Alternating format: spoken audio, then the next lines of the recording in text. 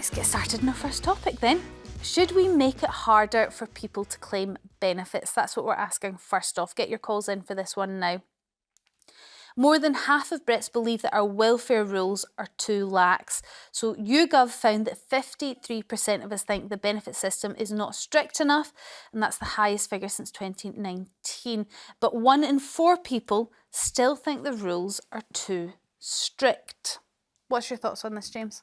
Well, I think if you pose the question, as in too easy to get benefits, then you start looking at the wrong answers and the wrong solutions. Because I don't think it's easy to get benefits because it's designed by the government, and government make things very difficult and complicated or boring or overlayer and make it extremely difficult to access the things. I think what we're really talking about here is, are benefits given to the wrong people? Are we spending too much on welfare? And I think the simple answer is yes, we have too many people in this country who are economically inactive.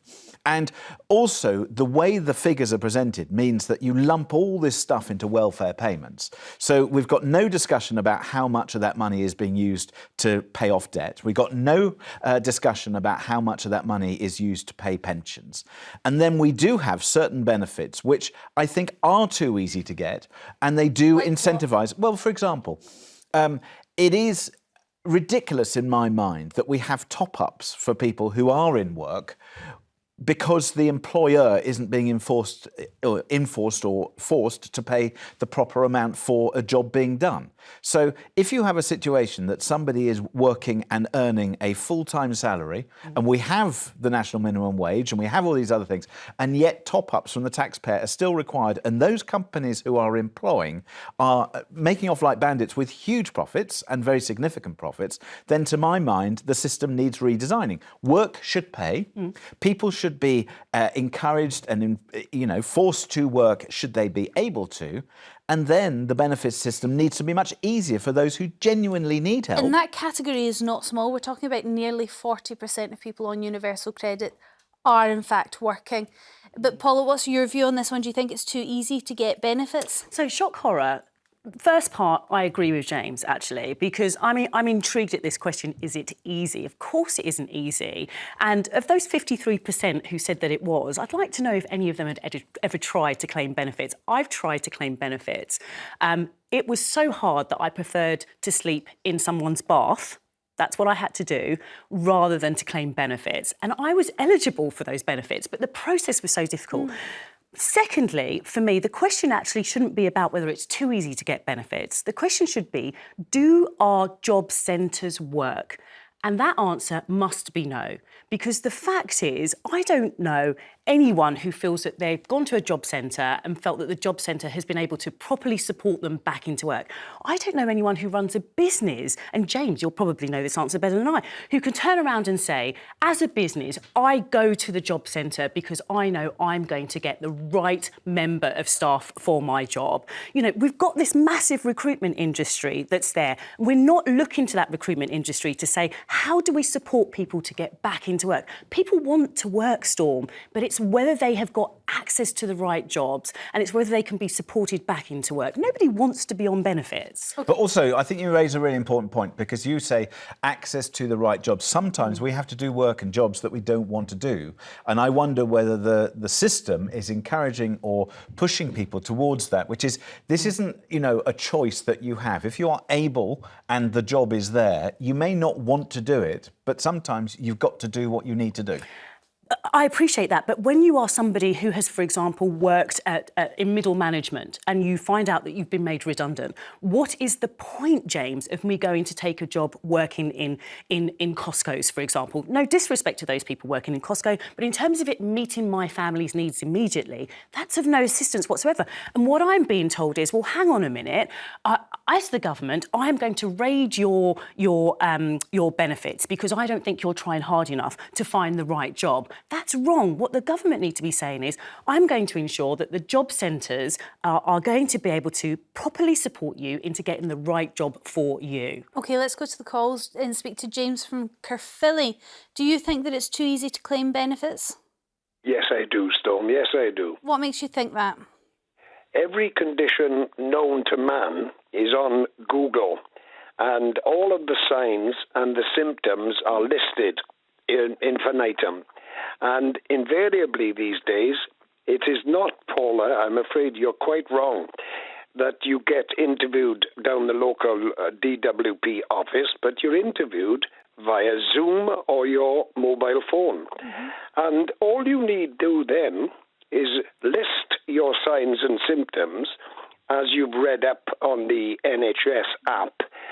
Then you subsequently tick all the right boxes.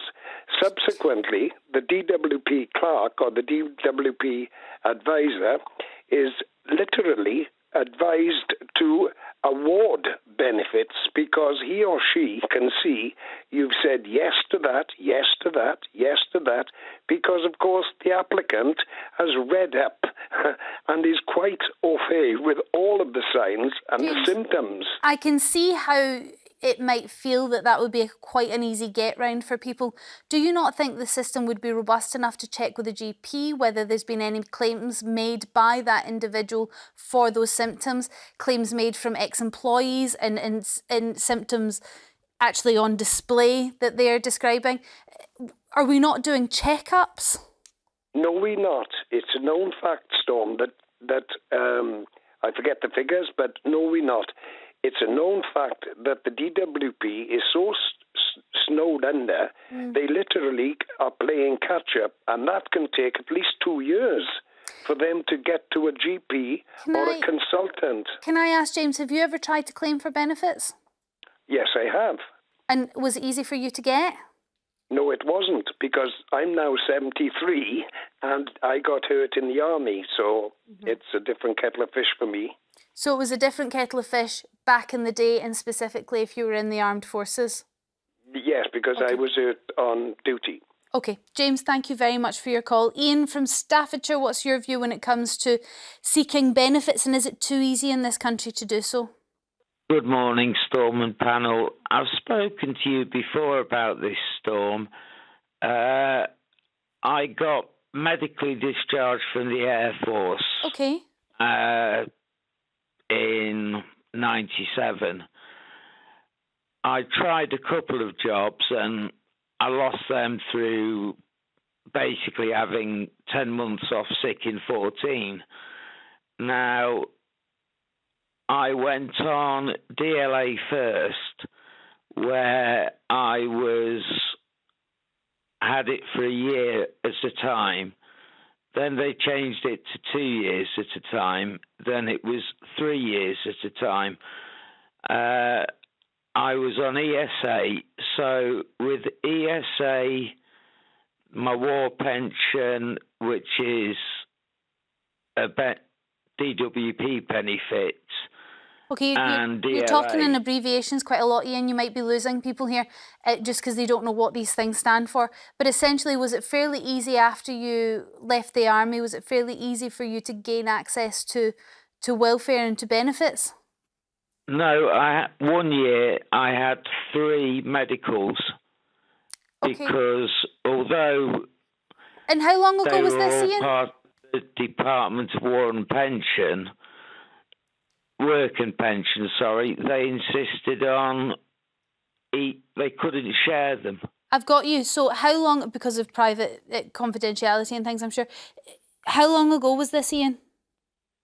This was in the 2000s. So fairly recently then. Well, that counteracts what James was saying a little earlier, that actually things are far too easy now. It suggests that it's still quite hard to get benefit payments, maybe particularly if you have been in the armed forces. I'm not sure why that would make it more complicated, but Ian, thank you for your call. Duncan from Argyll and Bute, is it too easy to claim benefits? Good morning, Storm, and good morning, panel. Nice to talk to you again. Well, the thing I would say, Storm, is I was just saying to your producer that I think for the ones that are not entitled and shouldn't be on benefits, yes, it is too easy. I was saying to your producer that where I get annoyed is when the government more years ago, but especially and also sometime this year as well, is where people with disabilities like myself get demonised. And you know, we're not saying we've got to be on benefits and other people in other categories of disablement shouldn't be. But I get so fed up with how the government should be going after the ones that are cheating the system. Well, Duncan, what they're trying to say now is they are going to go after those that are cheating the system. But here's the question, Duncan: how can it be so hard for somebody like yourself to claim welfare payments for somebody who needs it, and yet very easy for somebody who doesn't? It's the same system that they have to go through. So can you explain why it's easy for one and not for the other? Well, surely it would be equally as difficult for both. It's just some people are willing to jump through those hoops to get it, even if they shouldn't really qualify. Yeah, well, it's a very complex thing because there's so much different. There's so many different. It's quite diverse. Okay, Duncan, but I hear it's been difficult for you to get the help that you need, and I also hear when these conversations come up, you would feel victimised. You will feel there's a stigma attached to being on benefits when there are many people across the country that very much need them. I completely appreciate that, and I hope that if you're sitting at home watching this, that you don't feel that way if you're on them for all the right reasons. So please, you're not the people that we are discussing here. Or I suppose you are actually, because are we making it too hard for you to get the payments that you need in order to stop all those other people who don't need it getting them? Do call. Duncan, thank you for your call. Rashmi from London, what's your view on this one? Hi, I love it. I'm in Uxbridge. I love Uxbridge. Anyway, well, my point is that what's happening is that I came to live here 5 years ago in shelter housing for various reasons. And I've got a few sort of people here, about my age anyway, 60 or whatever, and they have said to me, why aren't you claiming a disability, things like that. So obviously, they give me the form, I'll do it for you. And I know for a fact, from my experience, they are capable, 3 of them. Secondly, I was given £150 fuel straight into my electricity account. I don't need it. So I've given it to my young single mother indirectly because unfortunately it's gone straight to the account, so I'll have a credit from my account. There's a lot of people like that. It's easy when, I'm not saying it's easy, just, please do tell me if I'm talking too much, but it's easy because when, like they said, no offense to anyone, each their own. Paula, I appreciate what you're saying, but what you can't see is that these are your opinions unless you actually go through it. My parents have taught us that we never ever claim, even when he was allowed to. And I've got lots of nieces and nephews. Rashmi, I have been through it. I'm telling you, I was homeless, Rashmi, on more than one occasion.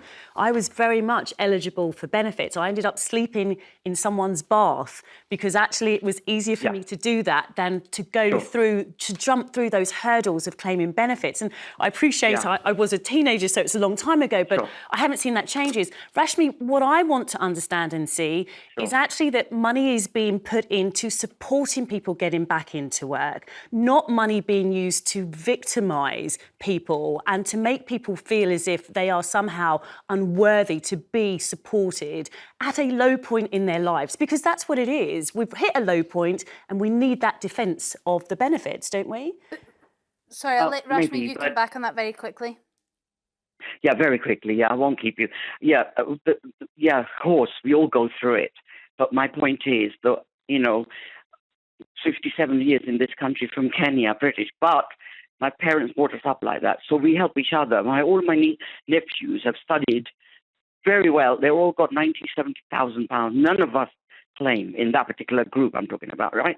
So I am going by what someone says to me, why don't you claim benefit? I'll fill the form in for you. She's getting, no offense, she can do what she likes. She's getting so much money, but she doesn't need it. I can see it. Rashmi, you're not the only one when we discuss benefits to call up and not complain, but disclose that some of their neighbours might be getting benefits that they don't necessarily need, or some of their acquaintances. So there seems to be that problem on one side, but then at the same time, £23 billion in benefits and financial support goes unclaimed that actually could be claimed each year for various different reasons. You might be in one of those categories as well. So there seems to be a difficulty on both sides of that. Rashmi, thank you very much for your call. Thanks for all your calls.